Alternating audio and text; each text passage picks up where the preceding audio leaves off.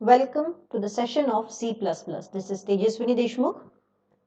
Now in this session we are going to check out what are namespaces and some of the rules of namespaces. Now this is the program I am going to consider. In the main function, I have declared a variable called as integer and given the value. Again the value has been declared as double. So immediately you will get an compile time error that it has been previously declared as an integer. So what is the solution? The solution is to go for the namespaces. How? We'll see. In each scope, a name can only represent one entity.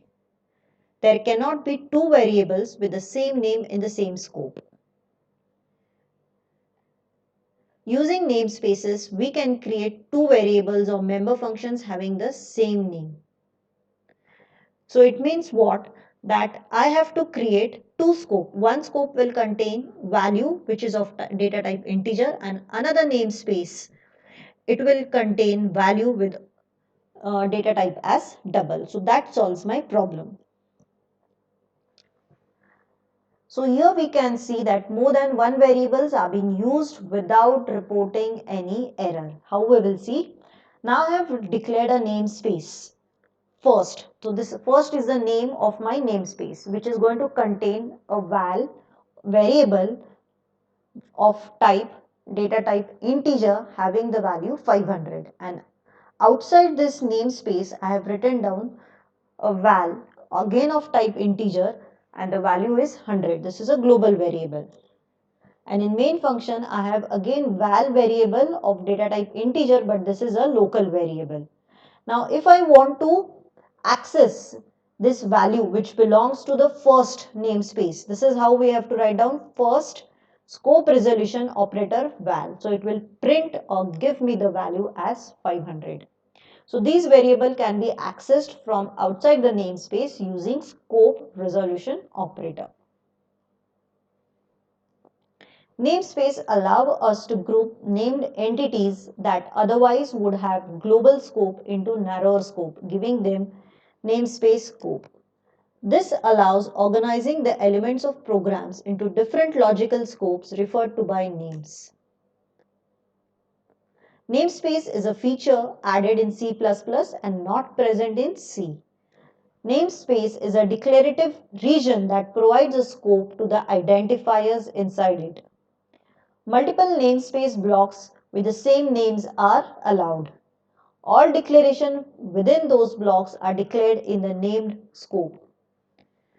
A namespace definition begins with the keyword namespace and then it is followed with the name.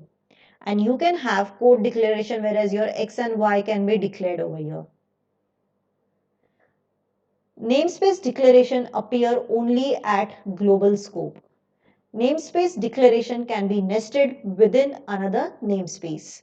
Namespace declaration don't have access specifier, public or private. No need to give semicolon after closing the braces of definition of namespace. We can split the definition of namespace over several units. Now some examples we'll see. This is a first namespace ns1 which is going to have a value function which is going to return integer data type or integer value. The second namespace, it is going to have value function and it is going to return the value which is of type double. And it has a one constant double x variable with 100 value.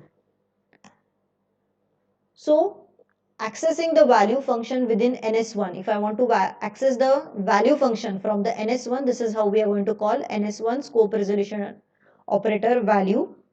And if I want to access this value function from ns2, we are going to write down in this way, ns2 scope resolution operator value. So the output of this first will be 5. The output of the second, it is going to return 2 into 100 as 200. And the third, we are just printing the value of x, which is 100. Now classes and namespace, following is a simple way to create classes in a namespace. We can even create a class in namespace.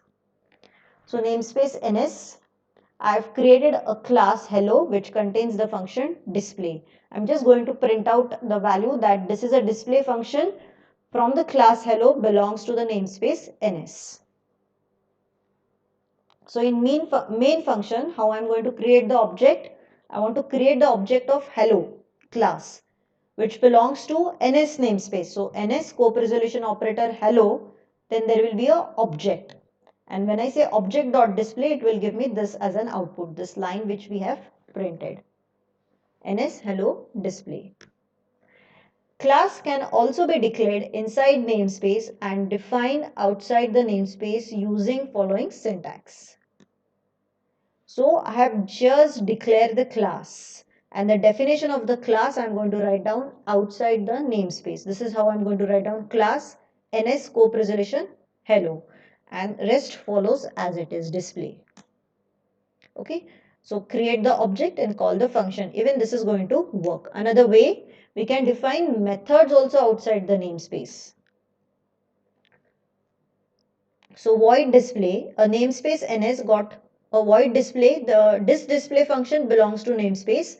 A class hello is been defined and which contains the function display. So there are two display functions. This belongs to NS and this display belongs to class hello, and class hello belongs to NS namespace.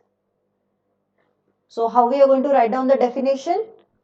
See, now the display function definition which belongs to class hello, and this class hello belongs to NS. So this is how you have to write down, and you can write down your part of the code. Or a simple display function which only belongs to the namespace. It is not belonging to the class. So NS colon display. So this is object has been created. Then I am going want to only call the display function of this namespace. So this is how we are going to call. But if I want to call the display function of the class hello, so we have to call it on object obj dot display. Okay, so it will automatically give me the output. Whatever we have displayed in the cout section, it will give me the proper values. The using directive. You can avoid prepending of namespaces with the using namespace directive. This directive tells the compiler that the subsequent code is making use of names in the specified namespace. Now two namespaces I am going to have. First namespace which is going to have function C. The second namespace, the namespace name is second space, which is going to have again the same name of the function f1c. See func and this func. This is how we are going to use using namespace first underscore space. So I am going to use this directive using. After writing this, then when I call func, automatically the output will be given to me as inside the first C. Now you can even have a nested namespace. Namespace can be nested where you can define one namespace inside another namespace as follows. So this is namespace first one. See the bracket starts over here and close over here. Inside this first namespace, even we can declare the second namespace.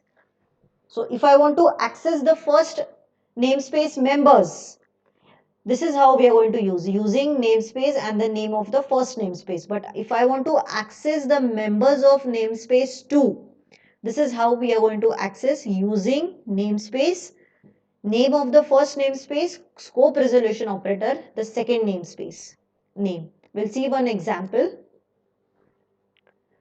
See the first space, this is the first. Same example continued but in the nested form. Function C which belongs to the first space. This is the opening bracket of the namespace and this is the closing bracket of the first space. So function this belongs to the first space, then the namespace second space, same again this second space also contain this function. So I want to display this inside second space. So how we are going to first use the directive? Using namespace. Okay.